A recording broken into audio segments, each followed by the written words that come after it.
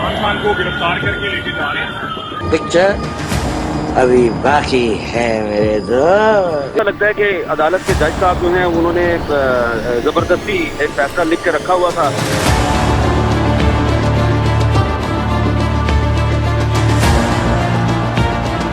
साबिक वजीर आजम इमरान खान के खिलाफ तोशाखाना केस में 3 साल कैद और 5 साल के लिए नाअहली की सजा।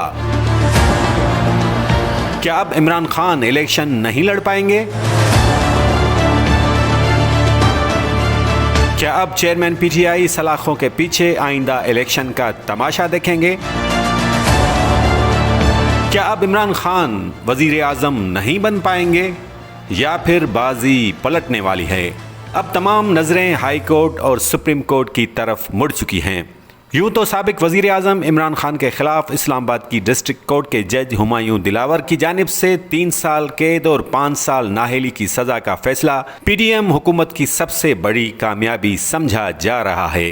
पिक्चर अभी बाकी है मेरे दोस्त। क्योंकि कानूनी माहिरीन का कहना है कि इस फैसले के खिलाफ हाई कोर्ट और सुप्रीम कोर्ट में अपील दायर करने के बाद जल्द ही ये बाजी पलट जाएगी और हायर कोर्ट से चेयरमैन तहरीक इंसाफ को बड़ा रिलीफ मिल जाएगा। तो क्या ये गम और ये खुशी आर्जी है? वैसे तो कुछ तजिया निगार इस फैसले की हिमायत और कुछ तनकीद कर रहे हैं, लेकिन हैरत अंगेज तौर पर पाकिस्तान के नामवर सहाफ़ी हामिद मीर इस फैसले के खिलाफ बोलने पर मजबूर हो गए हैं। अपना तजिया देते हुए हामिद मीर का कहना था कि पूरे पाकिस्तान को पहले से ही पता था कि इमरान खान के खिलाफ तोशाखाना केस में क्या फैसला आने वाला है। लगता है जज ने फैसला पहले ही लिख रखा था और सुबह ही सुबह पढ़ के सुना दिया। देखें, ये जो फैसला है इस्लामाबाद की एक डिस्ट्रिक्ट कोर्ट का, ये कोई गैर मुतवक्का फैसला तो है नहीं है। पूरे पाकिस्तान को पहले से पता था कि यही फैसला आएगा और इसीलिए चेयरमैन तहरीक इंसाफ के वकील जो है वो बार बार दरख्वास्त दे रहे थे कि इस जज की अदालत में ये जो केस है इसको ना सुना जाए, किसी और अदालत को भेज दिया जाए।